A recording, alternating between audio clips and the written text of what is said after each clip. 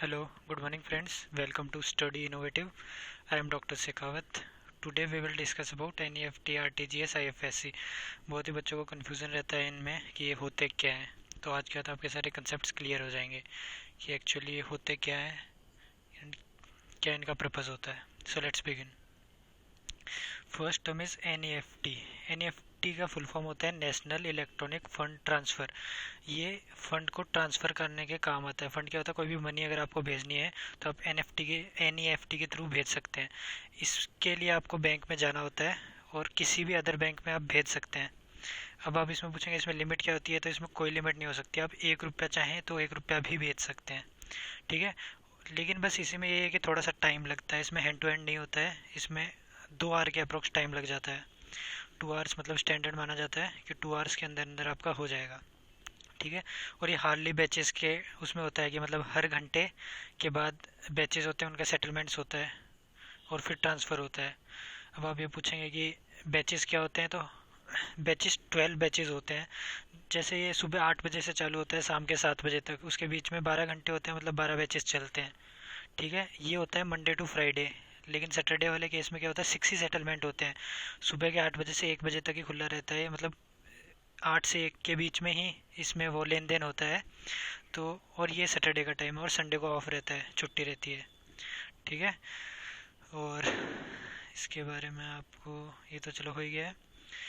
और ठीक है, अब सेंडर सेंडर मतलब कि NEFT में कौन भेज सकता है। अब आप ये तो आपको जानना ज़रूरी है ना कि इसमें कौन पैसा भेज सकता है। तो इसमें ये डिपेंड नहीं करता है कि जो बंदा भेज रहा है उसका बैंक अकाउंट है या नहीं है। बैंक अकाउंट है तो अच्छी बात है, तो भी वो भेज सकता है, और बैंक अकाउंट नहीं है तो भी वो भेज सकता है। ये बहुत बार इंटरव्यू में पूछा गया है ये क्वेश्चन, बच्चों को कंफ्यूज करने के लिए। ज़्यादातर बच्चे कह देते हैं कि नहीं भेज सकते, लेकिन असली में NEFT के दौरान जिसका बैंक अकाउंट नहीं है वो पैसे भेज सकता है, ठीक है। लेने के लिए ज़रूरी है बैंक अकाउंट, जो रिसीवर है उसका बैंक अकाउंट होना ज़रूरी है, लेकिन जो भेज रहा है उसके लिए बैंक अकाउंट होना कोई ज़रूरी नहीं है। और जिसका बैंक अकाउंट नहीं है वो पर ट्रांजैक्शन 50,000 ही भेज सकता है, ठीक है। और ये जो सच कस्टमर होता है जो बिना बैंक अकाउंट वाला जो सेंड करता है, उससे बैंक उसकी फुल डिटेल्स लेता है, लाइक एड्रेस, फ़ोन नंबर, और उससे आइडेंटिफिकेशन प्रूफ, आइडेंटिफाई प्रूफ, जैसे UID कार्ड ले लेगा, पैन कार्ड ले लेगा, एक्सेट्रा एक्सेट्रा। सो ये कंपलसरी होते हैं देने के लिए। फिर होता है रिसीवर, जो बंदा सेंड कर रहा है, जिसके पास आ रहा है, जो बेनिफिशियरी है, उसके बारे में मैं बताना चाहूँगा आपको कि उसका कंपलसरी अकाउंट होना और उसका NEFT होता है वो इनेबल होना भी ज़रूरी है।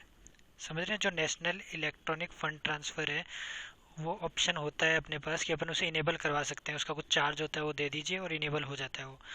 और ये 2 आवर मैंने आपको बताया, 2 आवर के अंदर इसको मिल जाता है। और अगर अब आप सोच रहे होंगे कि अगर 2 आवर में नहीं पहुंचे तो क्या होगा, तो 2 आवर में अगर नहीं पहुंचता है तो बैंक को इसका पेनल्टी भरनी पड़ती है, जो कि RBI ने डिफाइन करी है कि रेपो रेट प्लस 2% उसमें जोड़ के, जो पीरियड ऑफ टाइम जितना डिले हुआ है उस पीरियड के अकॉर्डिंग वो रेपो रेट प्लस 2% मिला के उसमें दे देगी आपको, ठीक है। और ये जैसे नाम है नेशनल, तो आप सोच रहे होंगे ये सिर्फ नेशनल में हो रहा है। सिर्फ एक एक्सेप्शन है कि ये इंडिया के बाहर भी एक केस में हो सकता है, वो है नेपाल के केस में। तो इंडिया और नेपाल के बीच में भी अपन वो कर सकते हैं। जैसे कोई नेपाल में है कोई बेनिफिशियरी, उसको अपन को NEFT के थ्रू सेंड करनी है मनी, तो अपन आराम से उसको सेंड कर सकते हैं इसके थ्रू, ठीक है। सिर्फ एक नेपाल ऐसा केस है, बाकी कोई भी क्रॉस बॉर्डर वाला ऐसा कोई अलग देश नहीं है, सिर्फ नेपाल। और इसमें 50,000 पर ट्रांजैक्शन की ही लिमिट है, ठीक है। और इसको बोलते हैं Indo Nepal remittance facility scheme. Remittance होता है जो भेज रहा होता है, ठीक है। एक होता है बेनिफिशियरी जो रिसीवर होता है, रेमिटेंस होता है जो सेंड करने वाला होता है वो, ठीक है। अब इसके बेनिफिट्स आप देख लीजिए। इसमें जो भेजने वाला होता है उसको कोई भी फिजिकल चेक वगैरह DD नहीं देनी होती कि DD यहाँ से जाए फिर रिसीवर के पास जाए फिर वो DD लगाए और फिर उसको पैसा मिले, ऐसा कुछ नहीं है, ठीक है। ये बहुत ही स्मूथ प्रोसेस है।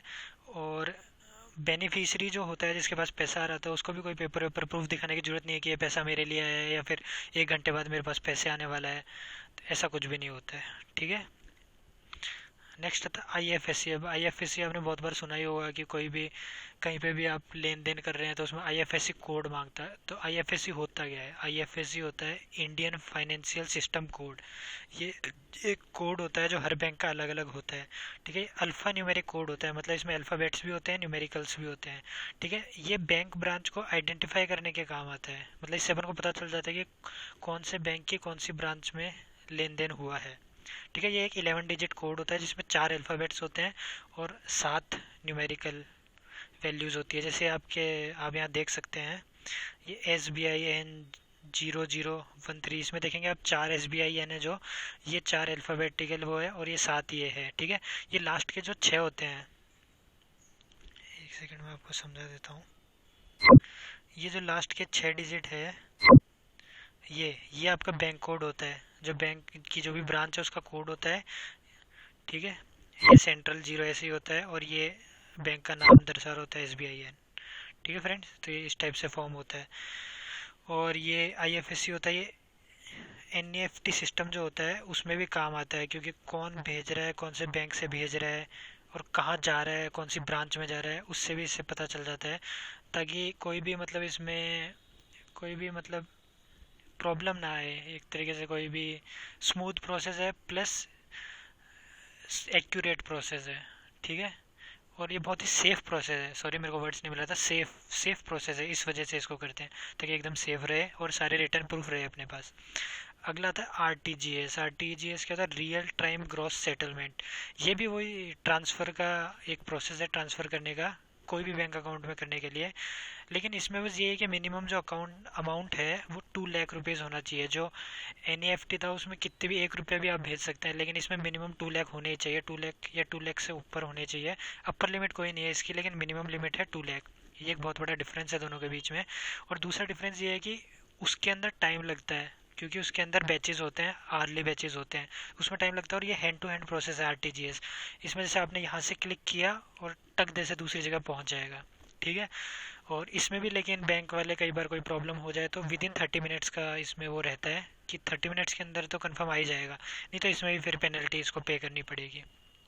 ठीक है, और इसका टाइमिंग क्या होता है? जैसे उसका टाइमिंग था वैसे इसका टाइमिंग होता है सुबह के 9 बजे से शाम के 4:30 बजे तक। ये तो होता है मंडे टू फ्राइडे, जो वीकडेज होते हैं। और जो वीकेंड्स होते हैं, जैसे मतलब सैटरडे को, वो होता है सुबह के 9 बजे से दिन के 2 बजे तक।